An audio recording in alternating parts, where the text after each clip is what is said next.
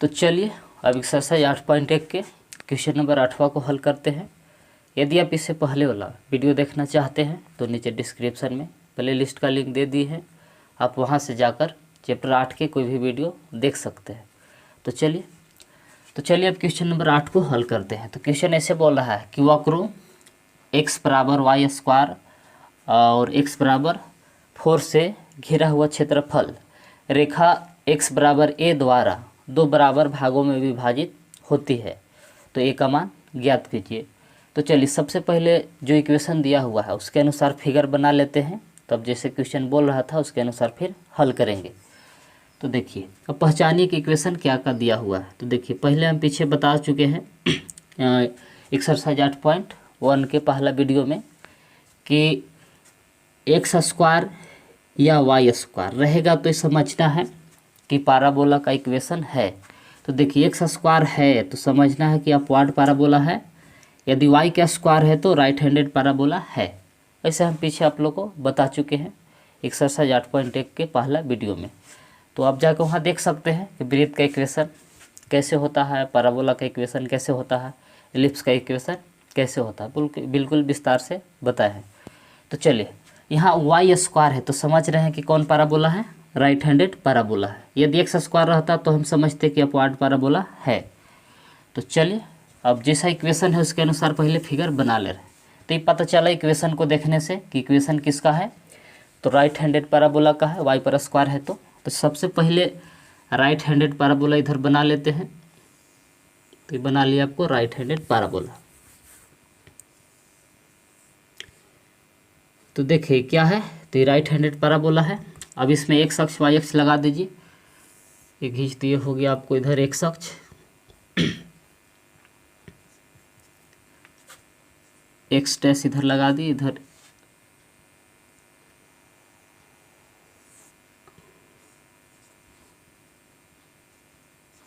ये वाई हो गया, इधर हो गया वाई डैश, मूल बिंदु हो गया 0।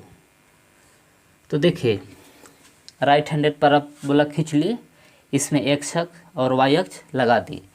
अब देखिए एगो लाइन खींचना है कि x बराबर 4 से होकर जाते हुए, तो यानी कि हम माने कि अंतिम में हो गई है लाइन ऐसे, यानी कि जो लाइन है x बराबर 4 से होकर गुजरा है ये वाला लाइन। अब यहाँ से यहाँ तक जो एरिया घिरा हुआ है, यहाँ से यहाँ तक x बराबर a है, इसे बराबर दो भागों में विभाजित करता है। मतलब कि x बराबर 4 से यहाँ तक जो घिरा हुआ एरिया है इसी को a मतलब यानी कि बीचों बीच काटता है। इसका मतलब है कि a है, इसको बीचों बीच काटता है इसे इस प्रकार से। ये जो है लाइन x बराबर a से होकर गुजरा है। तो ये जो लाइन है ये पूरा क्षेत्रफल को दो बराबर भागों में विभाजित करता है। यहाँ 4 है और यहाँ a है और यहाँ पर 0 है। तो चलिए पेंट करते हैं पहले फुल एरिया को।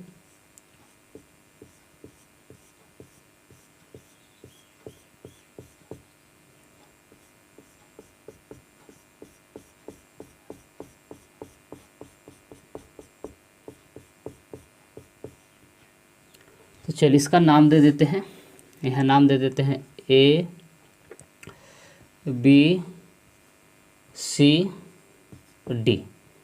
इक्वेशन है x बराबर वाई स्क्वायर का पाराबोला का इक्वेशन है। तो देखिए x बराबर जो a है यानी कि दोनों एरिया आपस में बराबर है, कौन कौन, O A D बराबर है area A B C D, ये दोनों एरिया आपस में क्या है, बराबर है। x बराबर a है, यही दोनों को बराबर क्षेत्रफल में विभाजित करता है, इक्वल क्षेत्रफल है।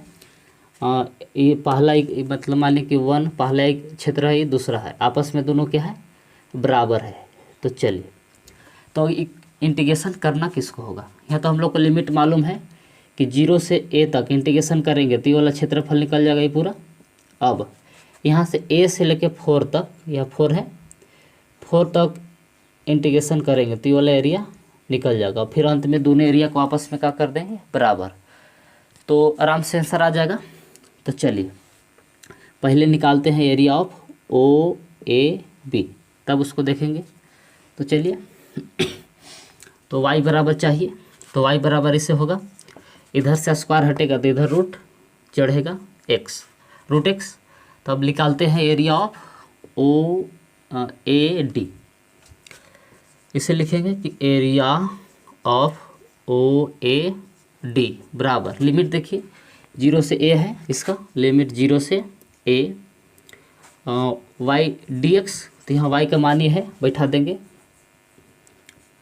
Root x D x. अब चलिए आप इसको बढ़ाते हैं, ये वाला एरिया निकाल रहे हैं ओ ए डी। तो रूट एक्स का इंटीग्रेशन करिएगा तो इसका इंटीग्रेशन होता है एक्स के पावर 3/2, फिर एक्स के नीचे बटा में 3/2, लिमिट 0 से ए। ऐसे रूट मन होता है पावर 1/2। अब एन वाला पर इंटीग्रेशन करेंगे तो n+1 यानी कि 1/2 + 1, नीचे भी वही होगा 1/2 + 1। इसको हम इस सूत्र के आधार पर इंटीग्रेशन कर दिए।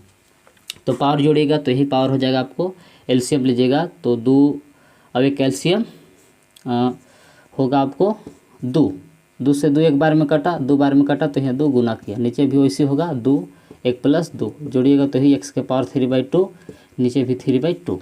तो यानी कि इसको हम डायरेक्ट इंटीग्रेशन कर दिए। तो चलिए अब इसको हम बाहर निकालेंगे तो 2/3 हो जाएगा इंटीग्रेशन, यह बच गया x के पावर 3/2। तब यह अपर लिमिट बैठाएंगे, x के जगह पर a बैठाएंगे, a के पावर हो जाएगा आपको 3/2 माइनस लोअर लिमिट तो यानी कि 0 के पावर 3/2। तो देखिए यहाँ अपर लिमिट लोअर लिमिट कर दिए। अब 2/3 जैसे था वैसे, 0 तो ऐसे ख़त्म हो गया, 0 के पावर कुछ करिए तो 0 रहेगा, यानी कि बच गया आपको a के पावर 3/2। अब इसको हम मान लेते हैं समीकरण है, क्या नहीं मानेगा तो यहाँ एरिया निकल गया, ये वाला निकल गया, ओ ए डी का एरिया निकल गया 2/3, a के पावर 3/2। अब इसी प्रकार से भी एरिया निकालते हैं, area of A B C D. Now अब area of A B C D, तो देखिए इसका इंटीग्रेशन कहाँ से कहाँ तक करना होगा। तो यहाँ लिमिट आपको लेना होगा a से 4, इंटीग्रेशन वही इक्वेशन इसी का होगा, y बराबर रूट एक्स का, तो रूट एक्स का ही इंटीग्रेशन करेंगे dx। तो चलिए इंटीग्रेशन करिए, तो इंटीग्रेशन करेंगे तो ये आएगा इसका इंटीग्रेशन x के पावर 3/2, फिर x के बटा में 3/2 आएगा, लिमिट a से 4। तो देखिए रूट एक्स का इंटीग्रेशन किए तो आया x के पावर 3/2/3/2। तो चलिए अब आगे इसको बढ़ाते हैं। तो आइए a 3/2 को बाहर निकालेंगे तो हो जाएगा 2/3। अब देखिए बचेगा यहाँ x, तो x की जगह पर बैठाएंगे 4, अपर लिमिट 4 के पावर 3/2 माइनस लोअर लिमिट, तो लोअर लिमिट है a के पावर 3/2। तो चलिए आगे 2/3 जैसे था वैसे।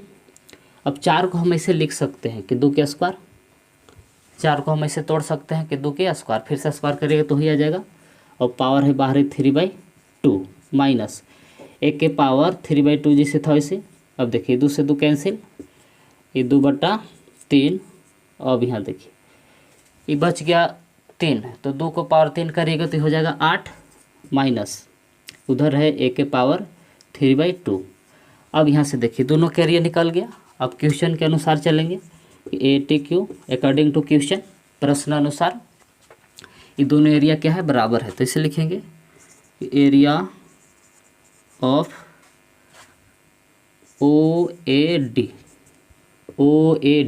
बराबर एरिया ऑफ ABCD, यानी कि दोनों क्षेत्रफल आपस में क्या है, बराबर है, क्वेश्चन में दिया हुआ है।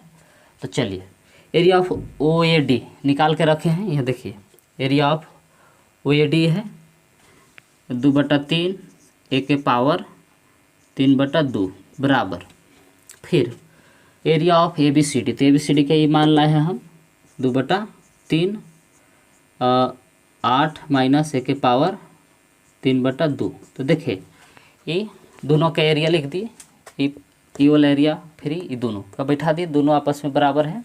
तो देखिए 3/2 से 3/2 कट गया। अब उधर बचा a के पावर 3/2, इधर लाएंगे तो a के पावर 3/2 ये माइनस में इधर आकर प्लस में हो जाएगा, ए के पावर 3/2 बराबर उधर बच गए 8। तो जोड़िएगा तो आ जाएगा 2 2 हो गई, तो 2 इंटू ए के पावर 3/2 बराबर 8। काट दीजिए, 4 दूना 8।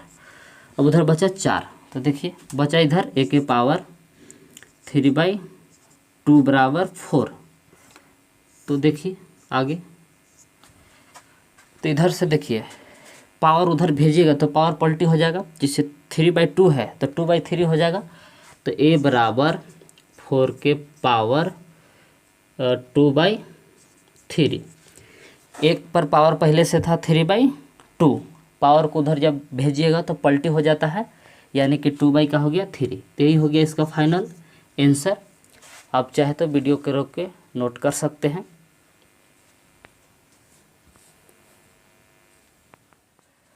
तो चलिए अब क्वेश्चन नंबर 9 को हल करते हैं। तो देखिए क्वेश्चन नंबर 9 क्या बोल रहा है। तो क्वेश्चन 9 ऐसे है कि परवल है y बराबर x² एवं y बराबर mod x से घिरे क्षेत्र का क्षेत्रफल ज्ञात कीजिए।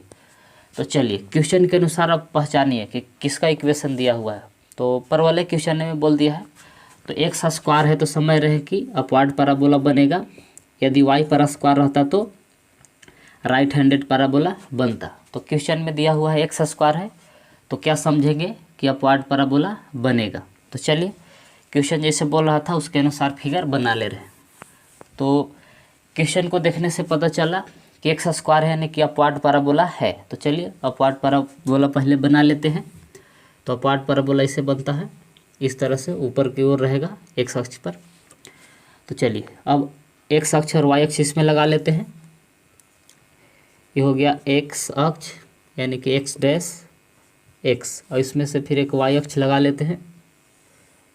ये हो गया आपको y डैश, ऊपर हो गया y। तो इक्वेशन क्या कहा ये, तो यानी कि y बराबर x² का है। अब O बिंदु है यहाँ मूल बिंदु। अब यहाँ देखिए ये लाइन का इक्वेशन है, रेखा का इक्वेशन है। ये तो हम y बराबर x² का फिगर बनाए हैं। अब रेखा का इक्वेशन कैसे बनेगा, तो देखिए हम मोड है, तो मोड के अंदर देखिए -2 है तो भी बाहर प्लस हो जाता है, और +2 है तो भी बाहर निकल के प्लस से रहता है। तो यानी मोड के अंदर दोनों चिन्ह होने का संभावना है। तो यानी कि लाइन जो है, लाइन का इक्वेशन ये ऐसे भी हो सकता है कि y बराबर +-x, यानी कि इस x में प्लस माइनस चिन्ह दोनों होने की संभावना है। तो यानी कि माइनस में भी जाएगा और उधर प्लस में भी, ये दोनों इक्वेशन। तो चलिए पहले देखते हैं कि परवल है, अभी लाइन का इक्वेशन एक दूसरे को कहाँ काट रहे हैं। तो चलिए कटान बिंदु निकालेंगे, तो पहले 1 और 2 को मिलाएंगे। तो देखिए दोनों के LHS बराबर है तो RHS बराबर होगा, यानी कि x² बराबर होगा mod x। तो x² बराबर, यहाँ दोनों प्लस माइनस चिन्ह लगा लेते हैं। तो देखिए अब यहाँ के बाद x² बराबर +x, और एक बार लिख लेते हैं कि x² बराबर -x। तो देखिए एगो x कटेगा, इधर भी x, तो x बराबर आ रहा है +1 और इधर आ रहा है x बराबर -1। तो देखिए x का ही मान है, यहाँ बैठाएंगे तो 1 बैठाइएगा तो 1 का स्क्वायर बराबर 1, यानी कि पहला कटान बिंदु हो गया 1 x का मान 1 बैठा है तो y का भी मान आ गया 1। अब y बराबर, अब x के जगह पर -1 बैठाएंगे, -1 का स्क्वायर तो कितना आ गया 1, यानी कि x का मान रखे -1 तो y का मान है +1। तो देखिए 1 1 और -1 और 1, ये क्या आया कटान बिंदु में, यानी कि एक दूसरे को लोग काटेंगे। तो चलिए अनुमान से कि y का मान यहाँ होगा, इसे यहाँ पर ये जो है कि x का मान -1 है, y का मान 1, यहाँ ये दोनों एक दूसरे काटते हैं। अब इधर भी कटान बिंदु, ये दोनों यहाँ काटते हैं इधर 1 1 पर, यानी कि x के सामने 1 पर भी, y के सामने भी 1 पर, ये दोनों का कटान बिंदु। अब मूल बिंदु से ही गुजरेगा, यदि x का मान 0 रखेगा तो y के भी मान आएगा 0, तो यानी कि लाइन यहाँ से भी गुजरेगा। तो यहाँ मिलाते हैं, ये लाइन का इक्वेशन ऐसे होके जाएगा इधर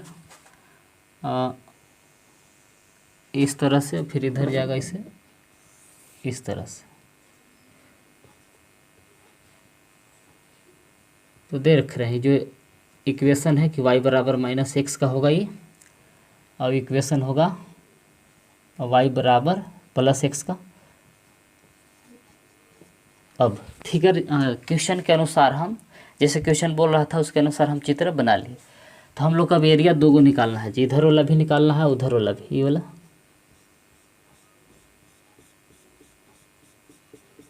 अब फर्स्ट सेकेंड क्वाड्रेंट की बात नहीं किया है, यानी कि दोनों का क्षेत्रफल निकालना होगा, ये भी निकालना होगा।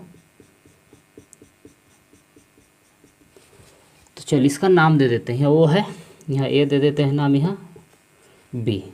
अब यहाँ सीधे इसे ले लेते हैं कोई पॉइंट, मान लीजिए कि एम, और ए यहाँ मान लेते हैं कि सी है इसे, और यहाँ पर है डी। तो देखिए करना क्या है कि इधर वाला हम क्षेत्रफल खाली निकालेंगे और 2 से गुना कर देंगे तो इधर वाला भी निकल जाएगा। तो चलिए वही उपाय लगाते हैं कि खाली इसका क्षेत्रफल निकाल लेते हैं शेडेड एरिया का, और बाकी 2 से गुना करेंगे तो ये भी पूरा निकल जाएगा। तो चलिए इसे करते हैं। तो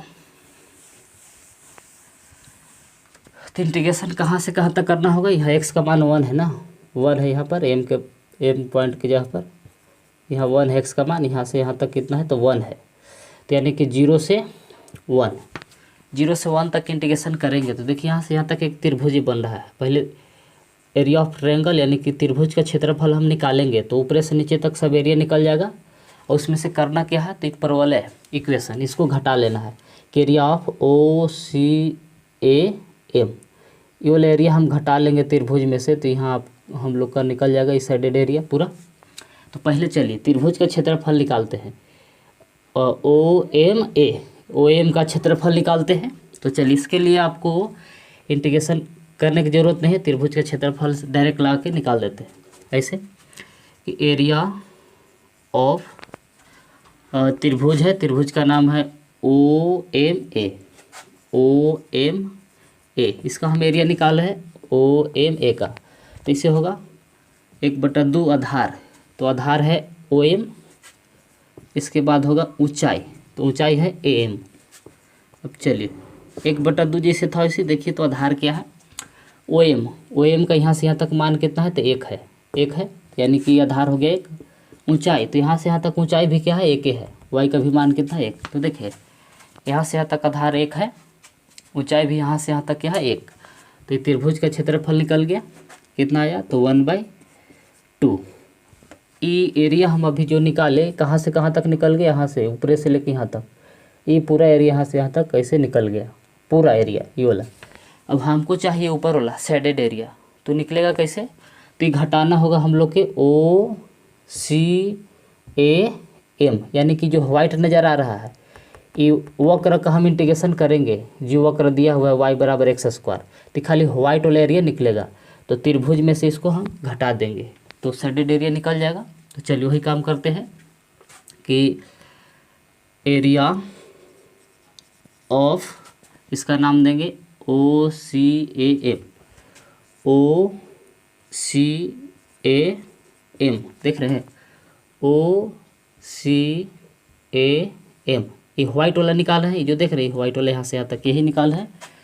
तो चलिए इसका फार्मूला लगाइए, किसका इंटीग्रेशन करेंगे, लिमिट तो ही रहेगा 0 से 1। अब देखिए y का इंटीग्रेशन करेंगे, y dx, तो y कौन परवलय का इक्वेशन है, यानी कि अपवार्ड परवलय का इक्वेशन, यानी कि x² को इंटीग्रेशन करेंगे।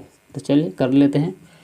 तो x² का इंटीग्रेशन करिएगा तो x⁻³ आएगा, लिमिट 0 से 1।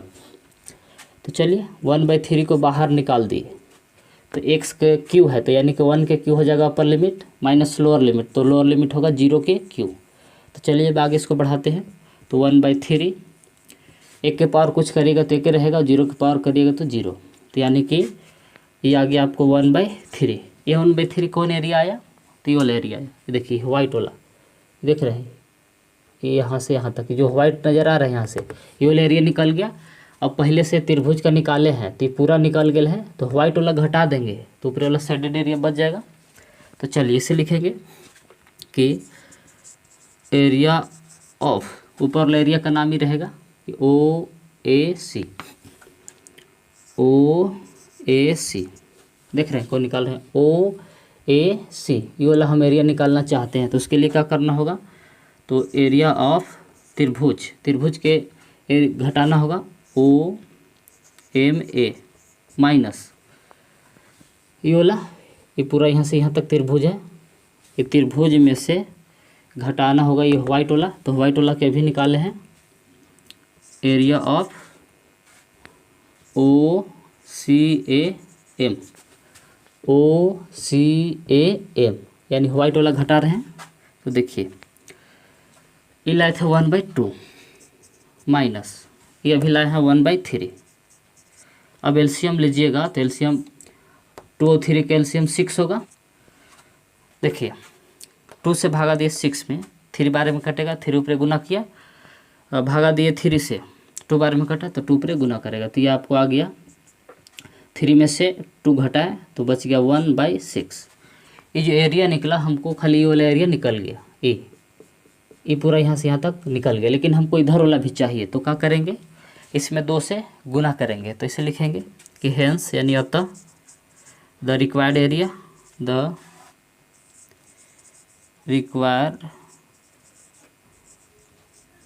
एरिया बराबर 2 गुने एरिया ऑफ OAC। जो एरिया भी हम लोग OAC का निकाले हैं ना, OAC इसमें 2 से गुना कर देंगे तो 2 गुने इधर वाला भी निकल जाएगा, 1/6 है। OAC का एरिया निकाले थे 1/6, तो 2 से गुना किए तो आ गया 3 दूना 6, यानी कि 1/3 स्क्वायर यूनिट। यही हो गया इसका फाइनल आंसर, यूनिट। यानी कि ये दोनों एरिया निकल गया, ये दोनों, तो यही हो गया इसका फाइनल आंसर। आप चाहे तो वीडियो के रोक के नोट कर सकते हैं।